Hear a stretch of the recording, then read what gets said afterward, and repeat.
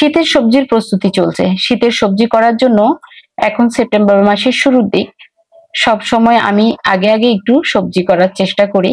সেজন্য এখন যেহেতু সেপ্টেম্বর মাস, মোটামুটি বৃষ্টিও হচ্ছে, আমি চেষ্টা করব মাটি রেডি করা এবং কি বীজ থেকে চারা করার প্রস্তুতি শুরু করে দেব।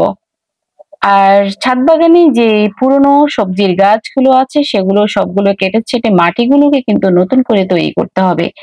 যেহেতু সামনে শীত আসতেছে এবং কি শীতের সবজির প্রস্তুতি এখন থেকে করতে হবে, যারা অগ্রিম সবজি করতে চান তারা কিন্তু সেপ্টেম্বর মাসে অবশ্যই বীজ বীজগুলো জার্মিনেশনের জন্য দিয়ে দেবেন এবং কি যে মাটিগুলো রেডি করার ব্যাপার আছে সেগুলোও কিন্তু রেডি করার জন্য শুরু করে দিতে হবে।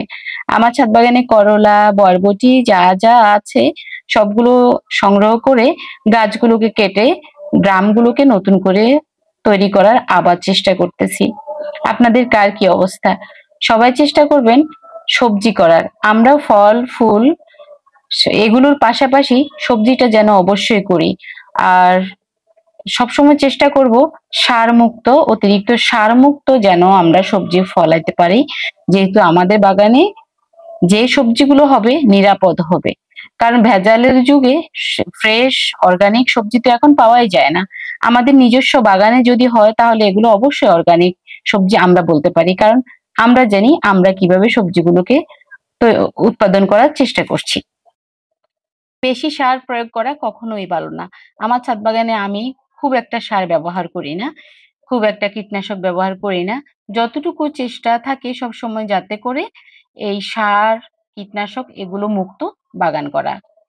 আমার ছাদ বাগানে আমি সবসময় চেষ্টা করি সব রকমের সবজি করার। এগুলো চিচিঙ্গাগুলো তোলার সময় হয়েছে, তবে আজকে তুলবো না, ২-১ দিন পর তুলবো। সেজন্য এগুলো একটুখানি দেখিয়ে দিচ্ছি। এই মাচাটার সবজিগুলোও কিন্তু তুলে আমি গাছটা কেটে ফেলবো। লেবুগুলো বেশ বড় হয়েছে, এগুলো গন্ধরাজ লেবু, তাই একটা সংগ্রহ করে নিব আজকে। কারণ প্রতিদিন একটা একটা করে আমি আমার ছাদ বাগান থেকে লেবু সংগ্রহ করি, কখনো একটু বেশিও করি। বিশেষ করে আমার ১টা-২টা সংগ্রহ করা হয়, কারণ প্রতিদিন একটা ফ্রেশ তুলে খাওয়ার মজাটাই আলাদা। যারা শীতের সবজি করতে চান এখন থেকেই প্রস্তুতি শুরু করে দিন।